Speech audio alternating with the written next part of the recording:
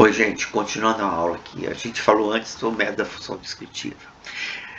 Antes de começar a utilizá-lo, a gente vai falar sobre séries trigonométricas de Fourier e aproximação primeira harmônica. Como eu falei para vocês, a gente vai citar o sistema com a entrada senoidal e com isso a saída vai ser uma composição de senos, que é uma composição, tendo em vista que o sistema é não linear.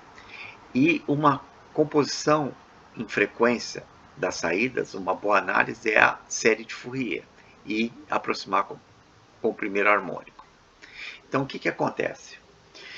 Quando eu faço uma expressão de série de Fourier periódica, ela tem essa expressão aqui que vocês conhecem, tá? Onde você tem um termo constante e a somatória de produto seno e cosseno, onde A0, A1, B1 são os coeficientes de Fourier, obtidos através da fórmula de Euler, que estão aqui. Tá? Então, isso aqui é uma definição genérica. Bom, quando a gente fala em transformar numa série de trigonometria Fourier, é para fazer a aproximação da primeira harmônica.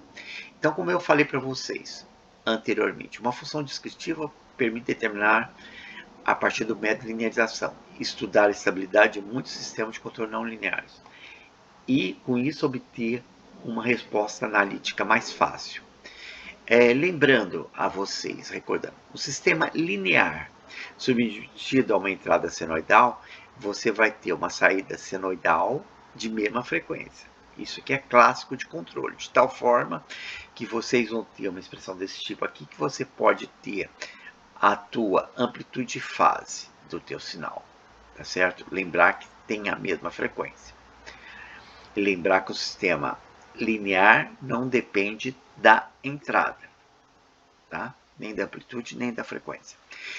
Em compensação, para o sistema não linear, submetido a uma entrada senoidal, o que eu vou ter? Eu vou ter uma função que a gente chama periódica, que é aí que eu vou decompor em série de Fourier. O que é um período?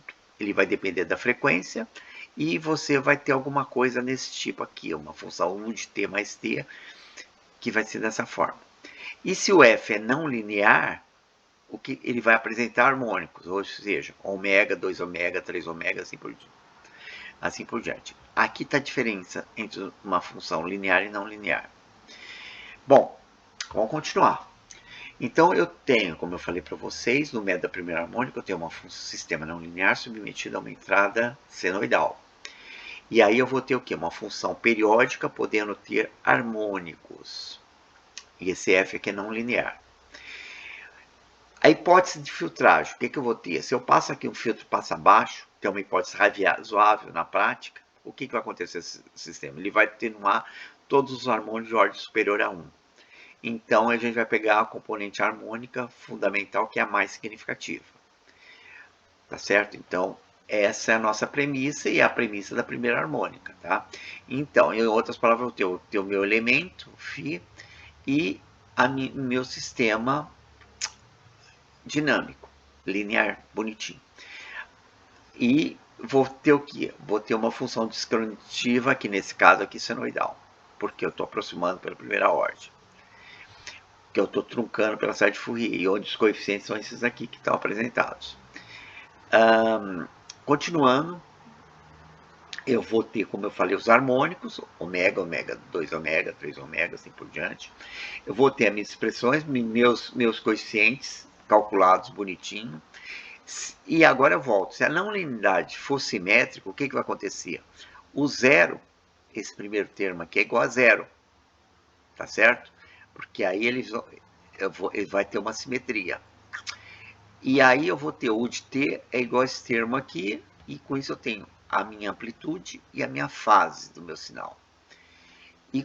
E a partir dessas, manipulando essas expressões aqui, que eu não vou, só vou falar para vocês, eu vou ter o que eu chamo de ganho complexo equivalente, que vai ser uma amplitude e uma fase. Que isso vai caracterizar o que a gente chama de função função descritiva. Então, ela é caracterizada a partir do ganho e fase. Bom, vamos lá. eu sempre estou repetindo tudo, então eu tenho meu sinal, que é minhas harmônicas, eu vou ter o meu ganho complexo. Então, o que significa ganho complexo? É uma relação complexa entre a componente harmônica fundamental da saída, que é a primeira harmônica que eu estou usando, U, e a amplitude de entrada. E tem uma fase para ele.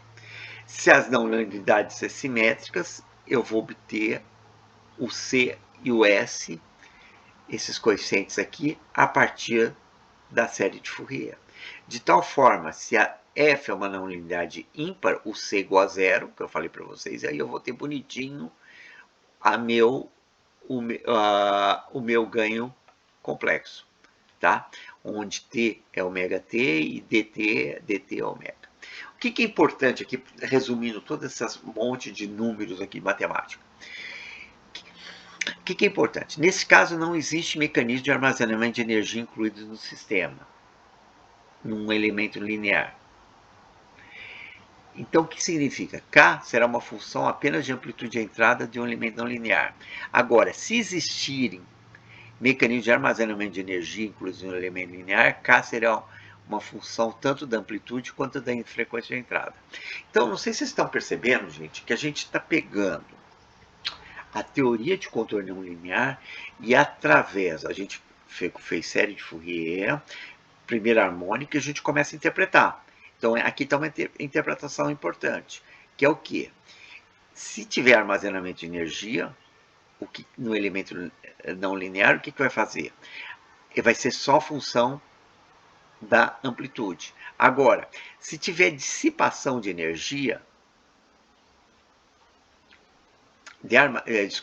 se tiver armazenamento de energia, não tiver armazenamento de energia, vai ser o quê? Só da amplitude. Agora, se tiver armazenamento de energia, também vai depender da frequência. Tá certo? Então, isso é uma característica importante que, veja só, a função descritiva é isso aí. A gente está tentando descrever o sistema a partir das propriedades dele. Tá certo? Então, são conceitos que depois vão ficar mais fácil quando você faz os traços, a traçagem dos gráficos, que é a solução mais analítica, que é uma solução interpretativa. Isso aqui, gente, como eu falei para vocês antes, era muito usado antigamente, porque tinha muita dificuldade computacional. Então, você tinha que se ater a uma teoria baseada em observação e simplificações, que é as funções descritivas. Tá certo? Eu estou só passando para vocês isso, mas a gente não vai insistir muito no curso, só em alguns exercícios como eu estou passando para vocês, tá? Porque é importante entender, mas não é prioritário. Então, exemplo 1 aqui que eu estou mostrando para vocês.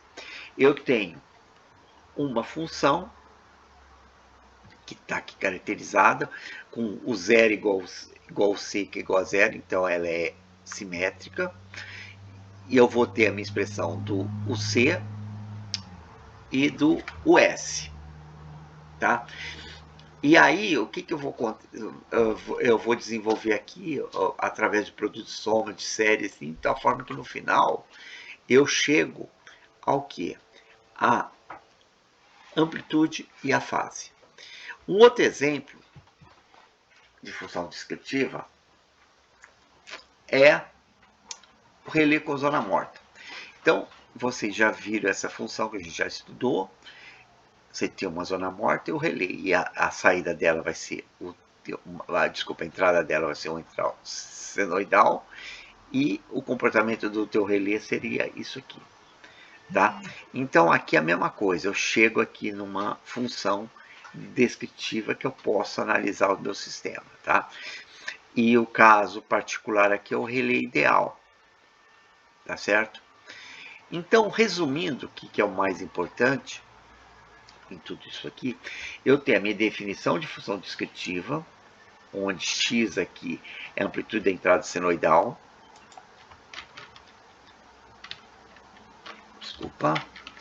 Senoidal. Y, amplitude do harmônico fundamental de saída, é o primeiro harmônico aqui, ó. Então, eu entrei com uma senoide, estou saindo aqui.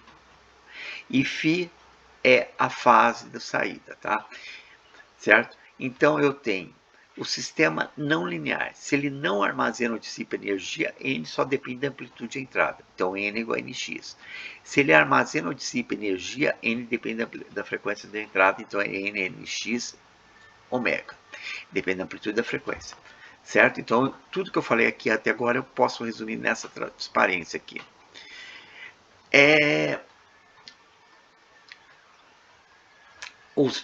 Para calcular os parâmetros, eu uso a série de Fourier, para no final eu obter um N e uma fase.